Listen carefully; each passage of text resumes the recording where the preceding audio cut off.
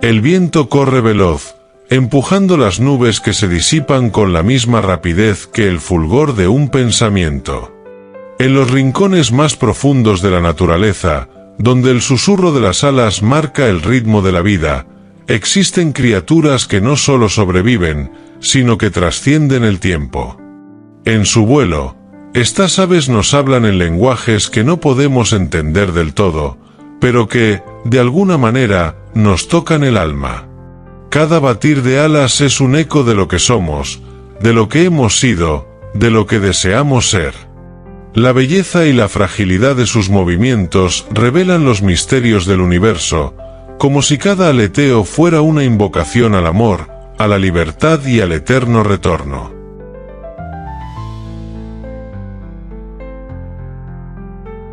A través de los siglos, los poetas han encontrado en el cielo a estos emisarios, portadores de mensajes que solo se descifran en los silencios del corazón.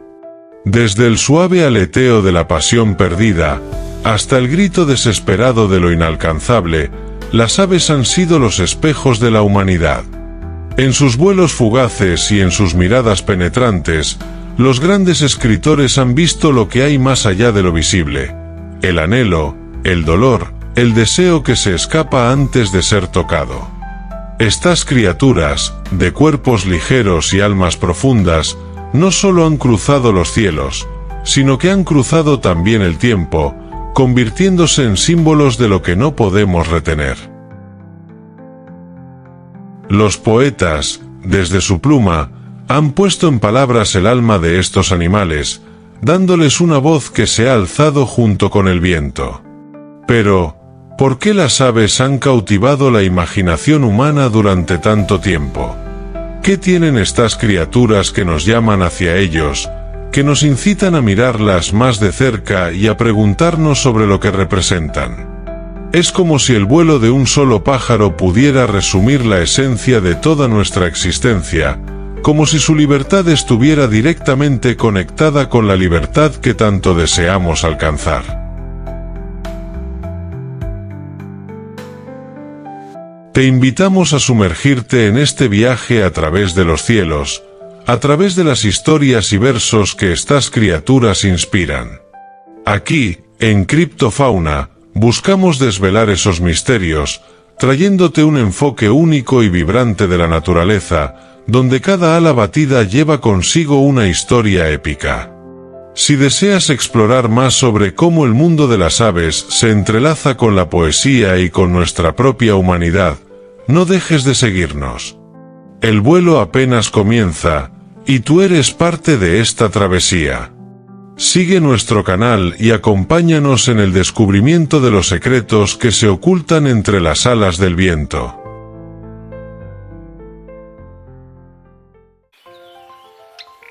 El ruiseñor de Keats, el canto que escapó de la muerte. Mi corazón duele, y un sopor embriagador entorpece mis sentidos, como si hubiera bebido beleño o alguna bebida opiácea, justo al hundirse el sol, no por envidia del ave feliz, sino porque tú, alegre criatura del bosque, en alguna melodiosa parcela de verde, cantas del verano con voz llena de alma. John Keats, Oda a un ruiseñor. En los bosques susurrantes del sur de Inglaterra, cuando el día se apaga y la sombra se instala en los árboles centenarios, un canto se alza como un río de notas líquidas. Es el ruiseñor, Luscinia megarinchos, la criatura que convirtió el silencio en música y el dolor en eternidad. Esta ave, modesta en apariencia, pero inmensa en voz, inspiró a uno de los poetas más sensibles del romanticismo inglés, John Keats. Su poema Oda a un ruiseñor, escrito en 1819, no es solo un canto a un pájaro, es un testamento a la belleza que sobrevive incluso cuando el cuerpo perece. El ruiseñor canta de noche, canta cuando otros callan, canta como si el mundo no lo viera. Para Keats, ese canto no era un simple trino, era una rendija hacia lo eterno. En la calma del bosque, mientras que Ax luchaba contra la enfermedad y la sombra de la muerte, el ruiseñor representaba todo lo que él no podía ser: inmortal, despreocupado, libre de la angustia humana. Es ese contraste lo que empuja al poeta a escribir con una intensidad casi febril, como quien quiere atrapar el canto entre los dedos antes de que se esfume. La oda no es una celebración sencilla. Es un lamento por la fragilidad humana.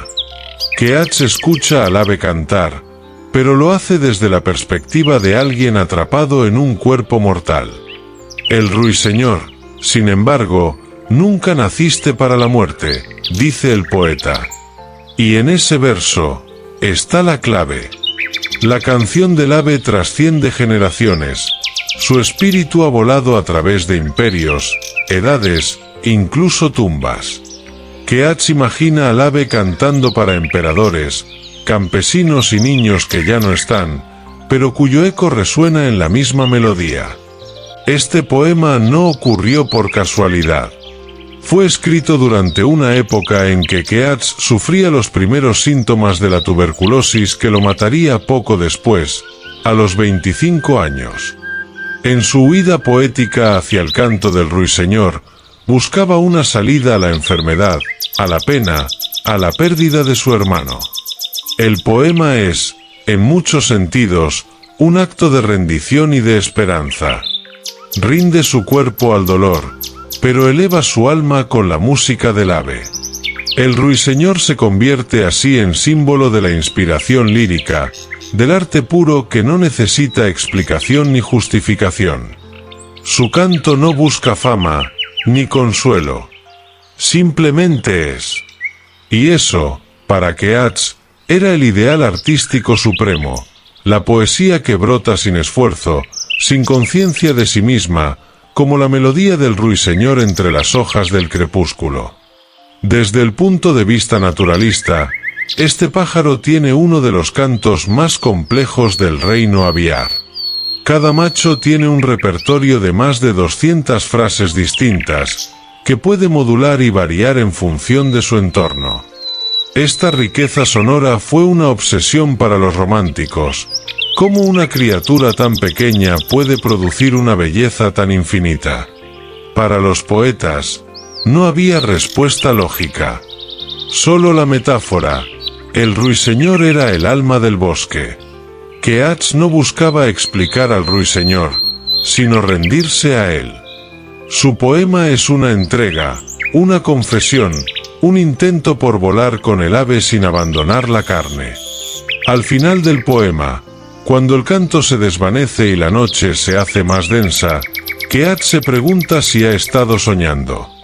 Y ahí está el dilema. ¿Fue real el canto? ¿Fue real el poema? O tal vez, como el propio ruiseñor, solo fue un instante inmortal que la poesía logró atrapar. Así comienza nuestro viaje, con el ruiseñor como faro y el poema como ala. Desde los antiguos bosques de Inglaterra, la poesía alza el vuelo y nos recuerda que incluso en la oscuridad más profunda, una voz puede elevarse y cantar como si no existiera la muerte.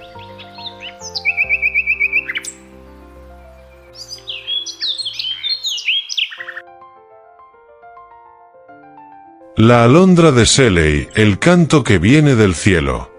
Salve a ti, espíritu de alegría. Ave que nunca fuiste vista, sin embargo, el cielo y la hierba resuenan con tu alabanza, como si el arco iris dejara caer su lluvia de canto sobre la tierra silenciosa. Percy Bysshe Shelley, a la alondra.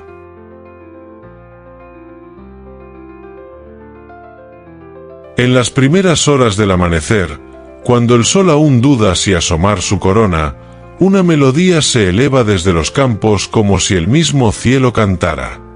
No proviene de los árboles ni de las sombras. Es el canto vertical de la alondra, Alauda arvensis, ese pájaro menudo que vuela hacia arriba como si su voz lo impulsara.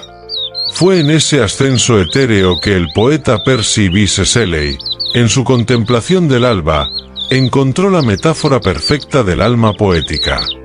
En su obra A la alondra, 1820, Shelley no solo describe un ave, invoca una revelación. La alondra, al contrario del ruiseñor de Keats, canta a plena luz. No busca refugio en la sombra ni en la noche, sino que se entrega al cielo, al sol, al aire abierto. Para Shelley, esta cualidad era más que ornítica, era espiritual. En un siglo convulso, en el que el mundo se debatía entre la razón ilustrada y el ímpetu romántico, la alondra le ofrecía una visión de pureza incorruptible.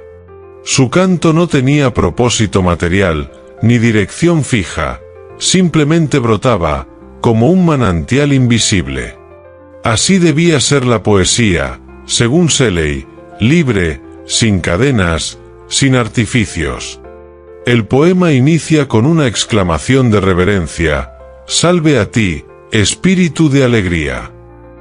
Shelley no ve a la alondra como un animal, sino como una entidad superior, casi angelical. La compara con una nube luminosa, con una estrella, con un rayo de fuego que lanza música en lugar de luz. El poeta sabe que nunca podrá ver a la alondra del todo, porque su canto la hace inasible, imposible de atrapar con los sentidos. En eso radica el hechizo. La alondra es metáfora viva de la poesía misma. No se ve, se siente, se escucha, se adivina. Shelley, fiel a su espíritu rebelde, confronta su humanidad ante la perfección del ave. Le pregunta a la alondra cuál es su secreto. ¿Por qué canta con tanta dicha? ¿Qué sabe ella que los humanos no saben? ¿Es acaso su inocencia? ¿Su falta de corrupción? ¿Su cercanía al cielo? Y allí nace uno de los contrastes más poderosos del poema. Mientras el ser humano crea arte desde el dolor, el canto de la alondra nace desde la pura dicha. Shelley envidia esa cualidad.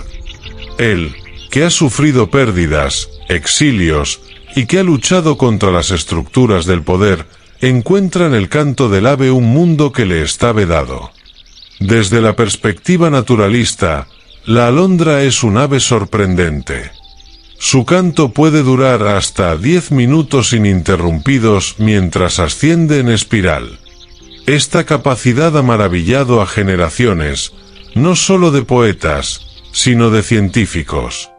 Pero para Shelley, la física del vuelo era secundaria. Lo esencial era la experiencia estética. La alondra no cantaba para atraer pareja, ni por defensa. En su mundo lírico, cantaba porque era su naturaleza. Y eso lo convertía en el arquetipo de todo poeta verdadero, aquel que crea no por necesidad, sino por esencia. A la alondra es uno de los poemas más vibrantes del romanticismo inglés. Es un himno a lo inalcanzable, a lo ideal. Shelley le suplica al ave que le enseñe su secreto, que le muestre cómo cantar desde la luz y no desde la herida. Pero la alondra no responde. Su canto continúa, libre, ajeno, como si fuera parte del aire. Esa indiferencia sagrada es lo que más fascina al poeta. La alondra no canta para él. Canta porque es. Al final, Shelley se reconoce limitado. Él, con toda su pasión, con todos sus versos, jamás podrá igualar la alegría que brota del canto de la alondra. Pero su humildad no es derrota. Es comprensión. Comprensión de que hay en la naturaleza formas de belleza que nos superan, que están más allá de la lógica humana. Y eso, precisamente, es lo que hace de su poema un acto de devoción. Así, el canto de la alondra no solo se alza en los campos ingleses, sino que ha quedado suspendido en el aire de la poesía para siempre. Shelley nos recuerda que el arte más puro no es el que busca ser comprendido, sino el que, como la alondra, simplemente canta porque no puede hacer otra cosa.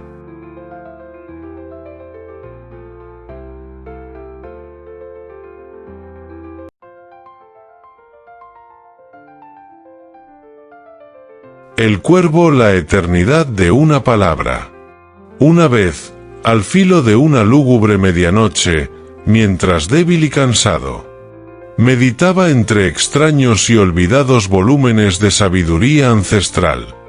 Mientras cabeceaba, casi dormido, de pronto se oyó un golpecito. Como si suavemente tocaran a la puerta de mi habitación. «Es un visitante», murmuré, tocando quedo a la puerta de mi habitación. Eso es todo, y nada más. Edgar Allan Poe, El cuervo, 1845. Es invierno. Afuera, el viento silba como un lamento perdido. En la penumbra de una habitación cerrada, un hombre atormentado por el recuerdo de su amada fallecida, Lenore, es visitado por un visitante inesperado. No es un espectro ni una voz divina, sino un cuervo, ese mensajero oscuro con ojos de brasas y alas como noche alada. Así nace El cuervo de Poe, una de las piezas más emblemáticas del romanticismo oscuro y un monumento literario al misterio, la locura y el duelo eterno. El cuervo, Corvus corax, con su plumaje negro y su andar sigiloso, ha estado presente en mitologías de todo el mundo, augurio de muerte en la cultura celta, profeta en los mitos nórdicos y emblema de sabiduría oscura en los relatos de Poe. Pero lo que hace único su papel en este poema es su única y lapidaria palabra, nunca más.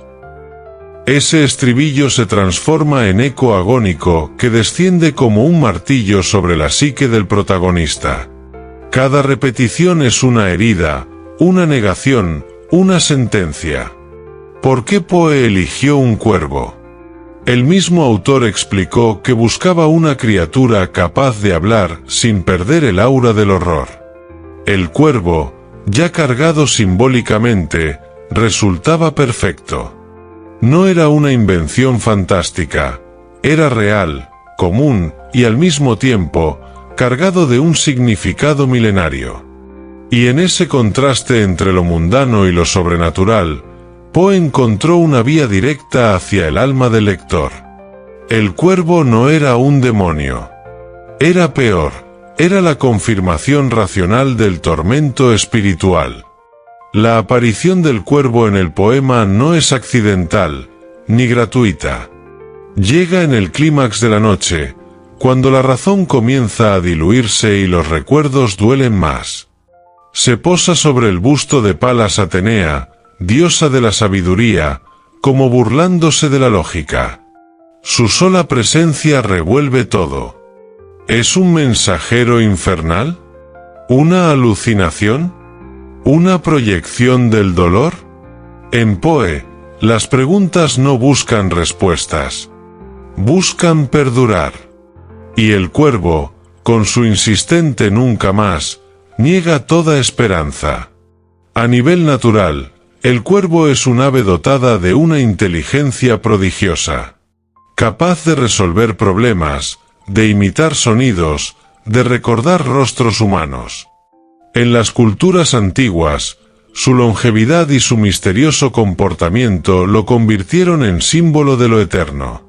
Poe, genio del símbolo, aprovecha estas cualidades para inmortalizarlo como figura del tormento perpetuo. No es solo un pájaro. Es la idea fija, la culpa, el pasado que no muere. Y sobre todo, es la voz que ya no responde, porque todo lo ha dicho con una sola frase.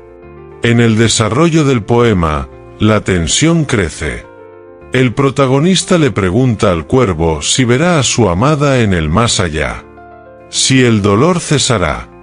Si hay redención, si hay olvido. Pero cada respuesta es la misma, nunca más. El cuervo no ofrece consuelo, ni mentira piadosa. Es absoluto, frío, implacable. En eso radica su poder, es la voz de la verdad incómoda. Y por eso mismo, su figura se ha vuelto icono universal del gótico. Es el guardián de lo no dicho. El Cuervo no es solo un poema narrativo. Es una atmósfera, una experiencia psíquica. Su ritmo, sus imágenes, su musicalidad casi hipnótica, hacen que el lector se sienta también prisionero en esa habitación. La voz del cuervo parece resonar en nuestras propias paredes. Poe logra lo que pocos poetas han alcanzado: encarnar una emoción, el duelo irredimible, en una figura viva. El cuervo no muere. Se queda. Y el poema termina con una imagen inolvidable: el cuervo aún posado sobre el busto, con su sombra proyectada eternamente sobre el alma del protagonista. Así, en la oscuridad más profunda del corazón humano, el cuervo alza su canto monocorde, eterno, irrevocable. No canta como las alondras o los ruiseñores. No ofrece belleza ni consuelo. Su canto es sentencia. Y sin embargo, en esa dureza encontramos poesía. Porque en el cuervo, Edgar Allan Poe nos recuerda que no toda belleza brilla. A veces, la poesía también camina con alas negras.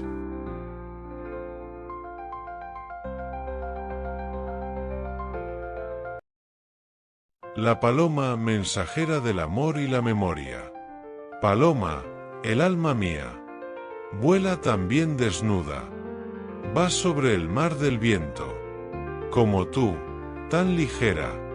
Como tú, tan sin ruido. Como tú, mensajera. Pablo Neruda, La paloma y el olivo. En el vasto cielo de la poesía, donde los versos buscan la libertad del aire y el peso de la emoción, la paloma ha sido, desde tiempos antiguos, un símbolo recurrente. Blanca, serena, frágil, pero resiliente, ha llevado en su vuelo siglos de significados, desde los papiros egipcios hasta los exilios modernos. Para Neruda, la paloma no es simplemente un pájaro, es un reflejo del alma humana, una forma viva de transmitir amor, deseo y nostalgia. En su poema La paloma y el olivo, esta ave se convierte en puente entre el anhelo interior y el mundo exterior. La paloma común, Columba livia, domesticada por civilizaciones desde hace miles de años, ha sido utilizada como mensajera, como símbolo sagrado y como emblema de paz. Pero en Neruda, esa paloma no trae un pergamino, trae el recuerdo del amor, la promesa de la belleza, el eco de una patria lejana. Como si en su vuelo se escondieran todas las cartas que nunca llegaron, todas las caricias que no se dieron, todos los versos que quedaron flotando entre dos almas separadas por la historia. El poeta, desde su rincón del mundo o del exilio, ve a la paloma como espejo de su propia desnudez emocional. Al igual que el ave, él también va sobre el mar del viento, vulnerable, silencioso, sin más defensa que la palabra. Neruda transforma la biología del ave en metáfora pura. Su ligereza es también fragilidad, su blancura, transparencia emocional, su vuelo, búsqueda de sentido en un mundo lleno de ruido. Y el olivo, símbolo bíblico de esperanza y reconciliación, no es solo un árbol, es el destino, el descanso, la paz que todos ansiamos alcanzar. El poema no se construye solo con imágenes bucólicas. Hay una densidad emocional que se palpa en cada línea. La paloma vuela, sí, pero ese vuelo no es solo físico, es una migración emocional, una peregrinación del alma. En tiempos de guerra, en contextos de exilio, la paloma de Neruda lleva más que mensajes, lleva identidad. En muchos de sus versos, esa ave blanca parece representar también al propio poeta, quien, expulsado de su tierra o de su amor, encuentra en el aire la única patria posible, la poesía. Y aquí es donde el documental se detiene, cámara lenta, sobre el batir de las alas de una paloma solitaria que cruza el cielo de Valparaíso o de Madrid. Neruda no la mira como zoólogo, sino como profeta. En cada pluma parece esconderse un verso, en cada vuelo, una carta no enviada. Es el poder de la poesía, transformar la naturaleza en símbolo y el símbolo en emoción universal. Porque todos, en algún momento, hemos sido esa paloma, buscando, volando, llevando algo que no se dice con palabras. La elección de esta ave no es arbitraria. Mientras otras aves inspiran por su canto o por su majestuosidad, la paloma lo hace por su silenciosa persistencia. No es la reina del bosque ni el cantor del amanecer. Es la que vuelve, la que recuerda, la que busca. Por eso, para Neruda, representa no solo el amor, sino también el retorno, la memoria y la fidelidad. Su vuelo, tan familiar y tan melancólico, es la línea perfecta para trazar entre lo que fue y lo que aún puede ser. La poesía de Neruda está llena de elementos naturales: piedras, frutas, mares, gaviotas. Pero la paloma ocupa un lugar especial. Es, en muchos sentidos, su forma de expresar la esperanza sin caer en el optimismo ciego. Es ternura sin ingenuidad. Es amor sin posesión. Y en un mundo cada vez más ruidoso y desconectado, la figura de esa ave blanca sigue volando como un llamado a la delicadeza, a la belleza sutil, al mensaje no dicho, pero sentido. Así, cerramos este capítulo con el mismo silencio con que vuela la paloma. No hay estridencia ni gloria altisonante. Solo un batir de alas y una sombra blanca sobre el corazón. Neruda nos deja con una certeza: a veces, los mejores poemas no se escriben con tinta, sino con alas.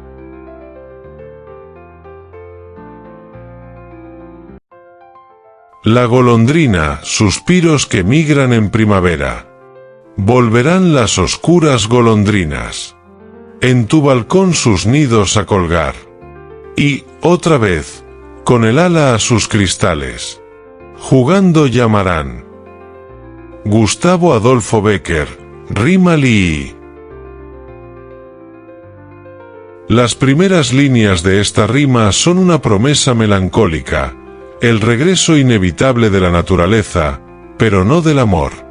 La golondrina común, Hirundo rustica, conocida por su elegante silueta y por sus migraciones cíclicas, se convierte en la emisaria perfecta de ese sentimiento que regresa en forma, pero no en esencia.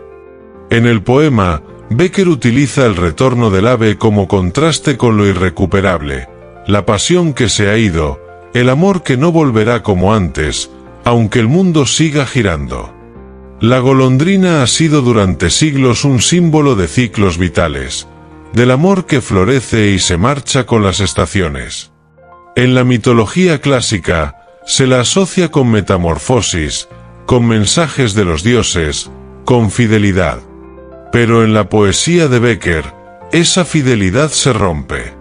El ave regresa, sí, pero lo hace como testigo silencioso de lo perdido. El poeta no solo observa su vuelo, lo siente atravesar su memoria.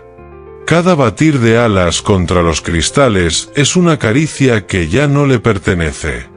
Bécquer, herido por el amor y dotado de una sensibilidad única para capturar lo efímero, usa la golondrina para hablar del dolor universal del alma que ha amado y ya no es correspondida. Volverán, repite el poema, como una letanía que recuerda que el mundo sigue sin detenerse por los corazones rotos. Y sin embargo, hay una belleza en esa tristeza. La golondrina, que antes anidaba bajo su balcón, es ahora una sombra de lo que fue. No representa la esperanza, sino la evidencia de que todo cambia, y nada vuelve igual. Este uso simbólico de un ave migratoria como metáfora del amor perdido es magistral. Porque las golondrinas, con sus migraciones regulares, parecen prometer eternos regresos. Pero en la voz de Bécquer, ese retorno no consuela, sino que acentúa la ausencia. Ella volverá, pero tú ya no estarás.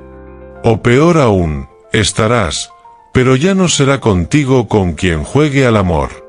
Así, lo que fue único se convierte en común, lo eterno se diluye, lo sagrado se desvanece.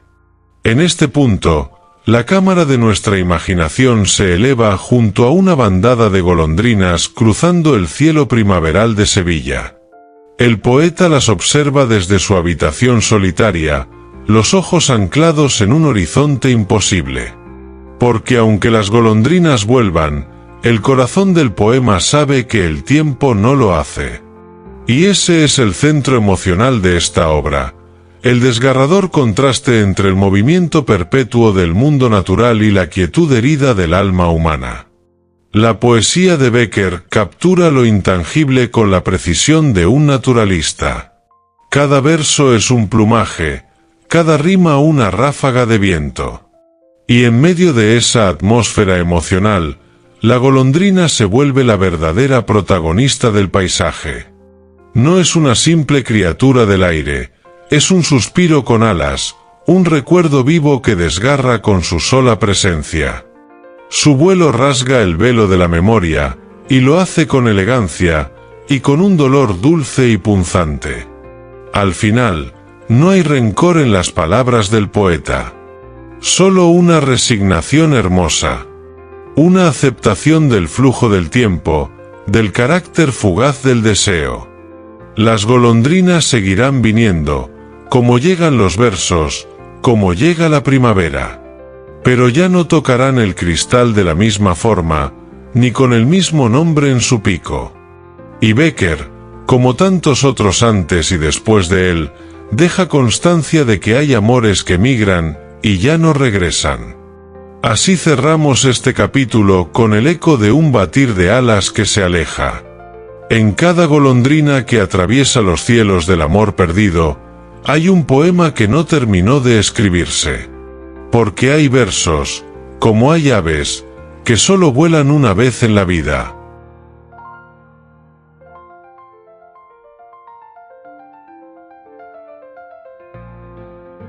El renacer de la belleza en el estanque de la poesía. Fue en una hora divina para el género humano. El cisne antes cantaba solo para morir. Cuando el alma del cisne comenzó a revivir, fue en medio de una aurora, fue para el nacimiento de Apolo. Rubén Darío, El cisne. En esta poderosa estrofa, Rubén Darío despliega su visión de un nuevo amanecer literario. No es solo un poema, es un manifiesto. El cisne, tradicionalmente símbolo de la muerte en la mitología, ya que se creía que su único canto ocurría al morir, es resignificado por Darío como símbolo de vida, arte, esplendor y eternidad. Con su pluma modernista, el poeta nicaragüense le otorga un nuevo canto al cisne, no el del final, sino el del inicio de una nueva era en la literatura. El modernismo, movimiento que Darío encabezó con orgullo, buscaba recuperar la estética, la musicalidad y el idealismo que habían sido desplazados por las tendencias utilitarias y realistas del siglo XIX. En ese contexto, el cisne aparece como emblema absoluto del arte puro, del lenguaje refinado, de la belleza como forma de redención. En su cuello, como en un verso curvo, se traza el camino hacia la perfección. Esta ave, de plumaje níveo y movimientos solemnes, se convierte en el reflejo de la poesía misma, altiva, elegante, divina. Su entorno natural, los lagos tranquilos, los jardines silenciosos, evoca un espacio sacro, un templo del arte donde la palabra se desliza como agua. Y así como el cisne flota sin esfuerzo, Darío quería que sus versos fluyeran con la gracia de lo eterno, con la grandeza de lo clásico. En los versos del poema, se nombra a Apolo, el dios griego de la poesía y la música, y con ello Darío sella su intención, revivir el espíritu clásico a través del cisne, convertir al ave en un puente entre lo antiguo y lo moderno. El poeta no se limita a usar una metáfora, Él resucita un símbolo, lo limpia del polvo de los siglos y lo pone a brillar de nuevo, como una joya sumergida que regresa a la superficie. En su visión, el cisne deja de ser un simple animal para convertirse en un mito que camina sobre el agua. Ya no canta para morir, canta para anunciar el nacimiento de una nueva poesía, una que mira a Grecia, pero habla desde América Latina. El cisne es ahora el mensajero de un nuevo tiempo, un heraldo de la pureza estética y de la musicalidad verbal. En él, Darío proyecta su anhelo de perfección, su hambre de lo eterno. A lo largo del poema, Darío opone al cisne con el águila, símbolo del poder imperial y la guerra. El cisne no devora, no domina, no se lanza en picada. Él inspira, deslumbra y sobre todo, transforma. La poesía, entonces, se convierte en un estanque donde lo humano puede ver su reflejo idealizado. Y el cisne, como figura central, nos recuerda que no todo en este mundo es ruina y ceniza.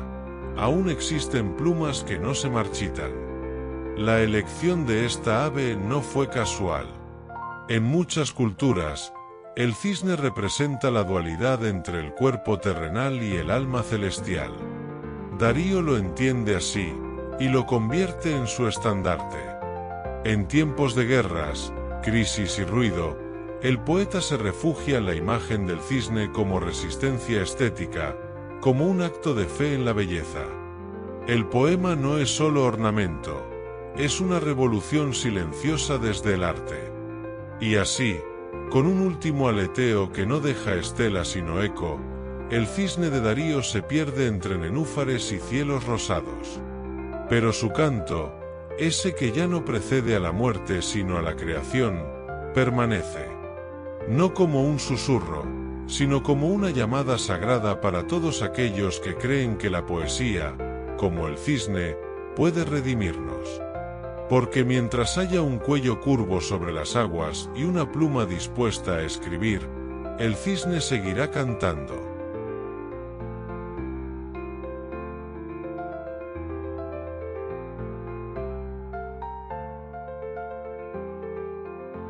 El búho, el vigía oscuro del alma poética. Bajo los negros pinos, en la noche funesta, los búhos se posan con ojos encendidos. Son dioses de la sombra, allí permanecidos, inmóviles, mirando pasar la tempestad. Charles Baudelaire, Les Ivox.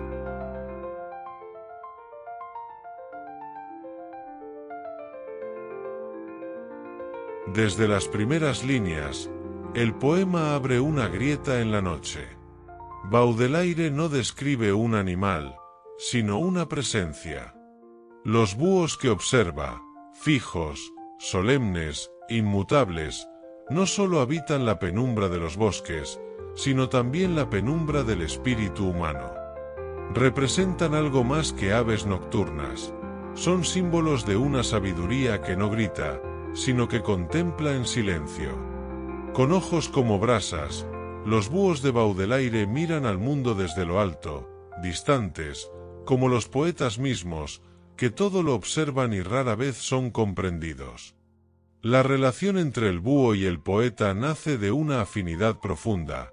Ambos son solitarios, viven en los márgenes, en la noche de la sociedad. El búho, con su capacidad de ver en la oscuridad, representa la visión del alma, aquella que no necesita la luz del día para entender los engranajes ocultos del mundo. Baudelaire, al identificarse con el ave, nos revela que la poesía es también una forma de visión nocturna, una forma de conocer lo que la razón no puede alcanzar. El búho no canta, no embelesa con trinos ni melodías. Su llamado es grave, profundo, casi fantasmal. Por eso, en lugar de simbolizar la alegría o la libertad, como el ruiseñor o la golondrina, el búho representa el conocimiento oculto, la melancolía, el aislamiento necesario para el pensamiento profundo. En Baudelaire, el búho es un oráculo estático que juzga en silencio, que sabe y calla. Un ser que mira las tempestades del mundo sin inmutarse. En el poema, Baudelaire nos habla de una aristocracia del pensamiento. Estos sabios sombríos, dice, odian el movimiento y el cambio. No porque teman al mundo, sino porque lo han entendido demasiado bien. El poeta, como el búho, no necesita actuar, le basta con contemplar. El vuelo del búho es invisible, su acecho es inaudible, su vida ocurre en lo oculto. Así también es la existencia del verdadero artista, según Baudelaire, invisible, profunda, muchas veces incomprendida. El búho, tradicional símbolo de Atenea y emblema de la sabiduría clásica, en manos de Baudelaire adquiere un tinte más sombrío, más moderno. Ya no es solo un icono de la inteligencia, sino del conocimiento maldito, del saber que no trae consuelo sino pesadumbre. Es el emblema del pensamiento lúgubre que se atreve a mirar de frente al abismo sin cerrar los ojos. En esa figura, el poeta encuentra su doble exacto, un ser que no pertenece a la luz. El poema es también un aviso. Los hombres de esta especie, escribe Baudelaire, temen a la burla y evitan la mirada del sol. El búho, como el poeta, es un marginado voluntario.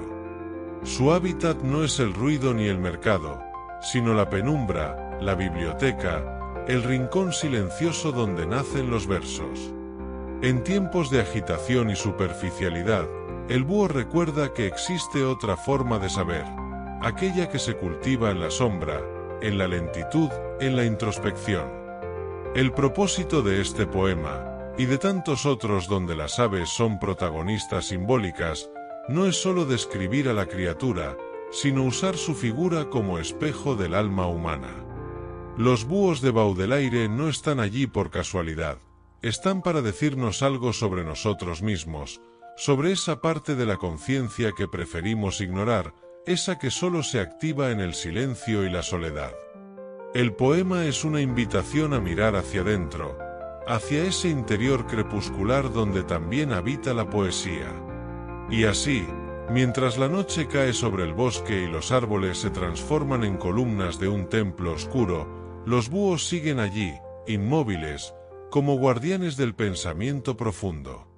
Con ellos, Baudelaire ha creado una liturgia nocturna, un canto sin música, una plegaria sin Dios. Solo la poesía, esa forma última de ver, puede volar a su lado. Porque como el búho, el verdadero poeta no necesita aplausos ni luces, le basta con saber, le basta con ver.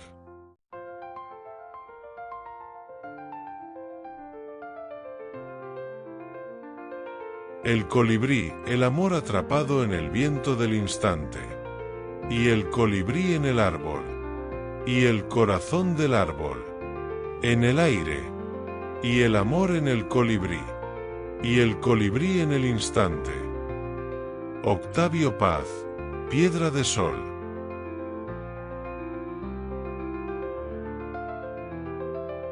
Desde las primeras palabras de su poema, Paz no deja espacio para la quietud. El colibrí aparece como un relámpago en el aire, tan fugaz que su presencia parece apenas un susurro en el tiempo.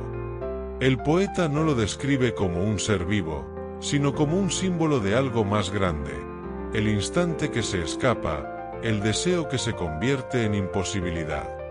Esta pequeña ave, que se posa por un segundo en una flor y luego se va, se convierte en el emblema del amor que no puede ser atrapado, del deseo inalcanzable que siempre se escapa cuando estamos a punto de alcanzarlo.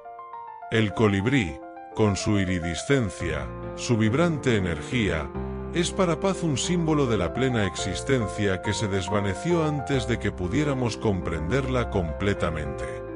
El batir de sus alas es un reflejo del pulso del universo, que en su movimiento constante nos recuerda la impermanencia de todo lo que tocamos.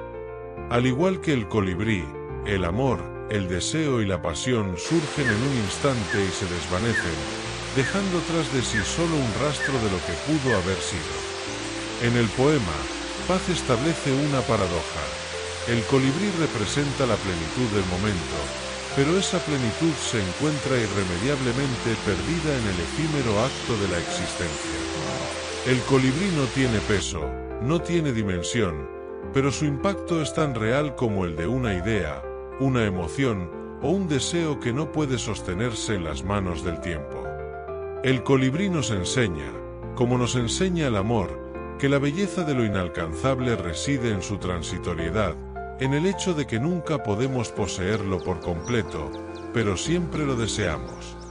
Paz, como buen poeta, sabe que el amor y el deseo son fugaces, como el vuelo de esta criatura. El colibrí no es solo un símbolo de la belleza efímera, sino también de la tensión constante entre lo que somos y lo que anhelamos ser. En cada aleteo de esta ave diminuta, Paz ve reflejada la lucha del alma humana, ese ir y venir de emociones que nunca terminan de concretarse, pero que dan sentido a la vida misma. La poética de Paz se basa en esta inestabilidad, en la fluidez del tiempo. El poema se convierte en un tránsito de imágenes y emociones, donde el colibrí se alza como una pequeña chispa en el vasto universo del deseo humano. En su ritmo vertiginoso, como el aleteo del ave, el poeta nos invita a reflexionar sobre la relación entre lo que somos y lo que deseamos ser, y sobre cómo el tiempo nos arrastra, llevándose las oportunidades y dejándonos solo con el eco de lo que ya fue. La tensión en la poesía de Paz, acentuada por la figura del colibrí, refleja algo fundamental, la imposibilidad de atraparlo todo. El colibrí representa lo que no podemos tocar, lo que se va antes de poder comprenderlo completamente. El instante, que en nuestra vida diaria parece tan fugaz, se convierte en un elemento cargado de significado profundo en los versos de Paz. El amor no es eterno, pero el deseo de alcanzarlo nos acompaña durante toda la existencia humana. En el contexto de Piedra de Sol, el colibrí está anclado en el corazón de la naturaleza, en ese ciclo sin fin de vida y muerte, de creación y destrucción. Es un reflejo del universo cíclico, donde lo que se va siempre regresa, pero nunca de la misma manera. Así como el colibrí danza entre las flores, el deseo humano danza entre la esperanza y la pérdida, siempre en movimiento, siempre irrecuperable. Al final, el colibrí de Paz no es solo un símbolo del amor o el deseo, sino también de la búsqueda constante de lo inalcanzable. En su breve vuelo, esta ave nos recuerda que lo más hermoso de la vida puede ser lo que no podemos atrapar, el instante perfecto, la emoción pura, el amor verdadero, que, en su esencia, siempre permanecerán en el aire, esperando ser tocados solo por el viento.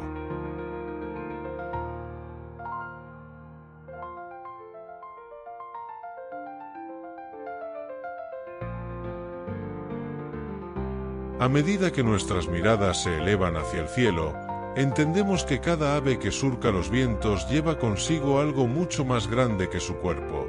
Lleva la esencia misma de lo que significa ser libre, lo que significa vivir en armonía con el mundo. Estas criaturas, tan fugaces como enigmáticas, no solo nos inspiran a través de los versos de poetas célebres, sino que nos invitan a reflexionar sobre nuestra propia existencia, sobre el delicado equilibrio que mantiene unidas todas las formas de vida. En su vuelo, encontramos una llamada a la preservación, un recordatorio de que todo lo que amamos y admiramos está interconectado, que el aleteo de un pájaro en el horizonte puede ser el símbolo de nuestra propia libertad. La naturaleza, en su infinita belleza y fragilidad, depende de nuestra acción. Las aves que tanto nos han inspirado a lo largo de la historia necesitan de nuestra conciencia, de nuestro respeto y de nuestra protección.